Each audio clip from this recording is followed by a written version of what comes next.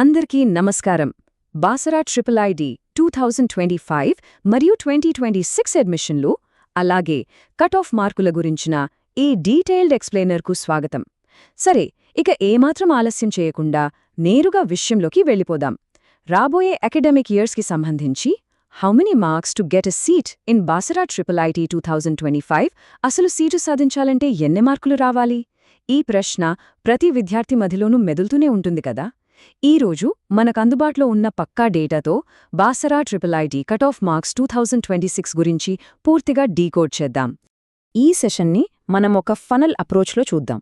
అంటే ముందుగా అందరికీ కామన్ అయిన ఆ 600 మార్కుల టార్గెట్ గురించి మాట్లాడుకుందాం.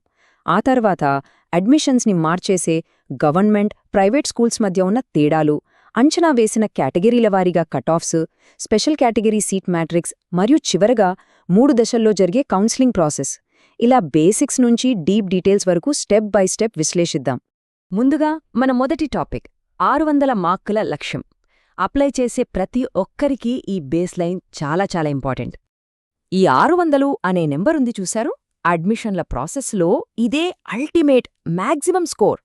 ప్రతి విద్యార్థి భవితవ్యం, సీటు సాధించే ఛాన్స్ ఖచ్చితంగా ఈ 600 మార్కుల స్కేల్ పైనే ఆధారపడి ఉంటుంది. అసలు సిసలైన టార్గెట్ ఇదే. ఇక్కడ మనం గుర్తుపెట్టుకోవాల్సిన అత్యంత కీలకమైన పాయింట్ ఏంటంటే, వచ్చిన స్కోరు 600కి ఎంత దగ్గరగా ఉంటే సీట్ కొట్టే ఛాన్స్ అంతెక్కువగా ఉంటుంది. అభ్యర్థులను డివైడ్ చేసే మిగతా ఫ్యాక్టర్స్లోకి వెళ్లే ముందు ఈ బేసిక్ రూల్ను మైండ్లో ఫిక్స్ చేసుకోవాలి. 593, 594 లేదా 595 ఇలా మన స్కోర్ ఎంత హయ్యెస్ట్ ఉంటే అవకాశాలు అంత బ్రైట్గా ఉంటాయన్నమాట. ఇక మన రెండవ టాపిక్ అడ్మిషన్ల ప్రాసెస్లో అత్యంత పెద్ద డివైడింగ్ ఫ్యాక్టర్ అయిన ప్రభుత్వ మరియు ప్రైవేట్ స్కూల్స్ గురించిన అనాలిసిస్. అసలు మనం చదివిన స్కూల్ రకం అడ్మిషన్లను నిజంగా ఎలా ఎఫెక్ట్ చేస్తుంది? ఈ ప్రశ్న ఇక్కడ ఎందుకొస్తుందంటే, కేవలం హైయెస్ట్ మార్కులొచ్చినంత మాత్రాన సీటు కన్ఫర్మ్ అని గుడ్డిగా నమ్మలేం. ఇక్కడ కాంపిటీషన్ ఏ లెవెల్లో ఉంటుందో ఇప్పుడు క్లియర్గా చూద్దాం. డేటా ప్రకారం చూస్తే గవర్నమెంట్ స్కూల్స్లో చదివిన వాళ్లకి అడ్మిషన్స్లో కాస్త ఎక్స్ట్రా ప్రిఫరెన్స్ దక్కుతుంది. వీరికి ఆ గ్రేడింగ్లో కొన్ని మార్కులు యాడ్ అవుతాయి. సో గవర్నమెంట్ స్కూల్ స్టూడెంట్స్కి టాప్ కేటగిరీల్లో 595కి పైగా మార్కులు వస్తే సీట్ రావడం ఆల్మోస్ట్ గ్యారంటీ అని చెప్పొచ్చు. అదే ప్రైవేట్ స్కూల్స్ విషయానికొస్తే లెక్క వేరేలా ఉంటుంది. వాళ్లకి 596 లేదా 597 వచ్చినా సరే సీటు వస్తుందని ఖచ్చితంగా చెప్పలేం. ఎందుకంటే ప్రైవేట్ స్కూల్ అభ్యర్థులు సీటు కొట్టాలంటే వాళ్ల మండలంలో వాళ్లే అబ్సల్యూట్ టాప్ స్కోరర్గా నిలవడం మ్యాండేటరీ. ఇప్పుడు మూడవ టాపిక్లోకి ఎంటరవుదాం. అదే జనరల్ కేటగిరీ కట్ ఆఫ్ అంచనాలు. కేటగిరీల వారీగా మార్కులు ఎలా విభజించబడ్డాయో చూద్దాం.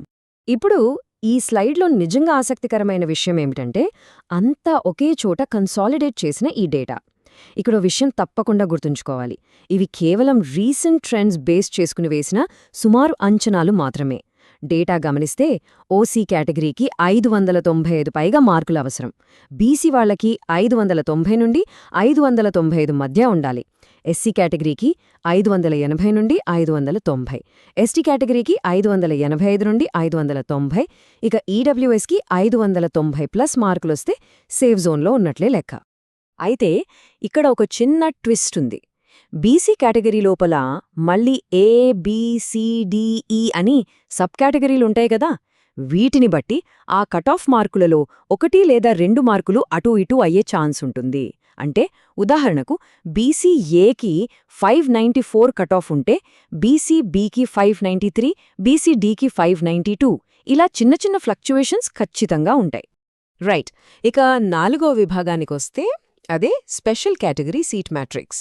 సిఏపి, పిహెచ్, ఎన్సీసీ లాంటి తక్కువ సంఖ్యలో ఉండే రిజర్వేషన్ల గురించి చూద్దాం. ఈ చార్ట్ ఒక అద్భుతమైన విషయాన్ని చాలా స్పష్టంగా చూపిస్తోంది. అదేంటంటే, ఈ స్పెషల్ కేటగిరీ పూల్ ఎంత చిన్నది, అలాగే అందులో కాంపిటీషన్ ఎంత టైట్గా ఉంటుందనేది. చూడండి, మొత్తం సీట్లలో రెగ్యులర్ సీట్లే ఏకంగా 97% ఉంటే సిఏపి కేటగిరీకి కేవలం 2%, అలాగే పిహెచ్ కేటగిరీకి ఒకే 1% సీట్లు మాత్రమే రిజర్వ్ చేసున్నాయి.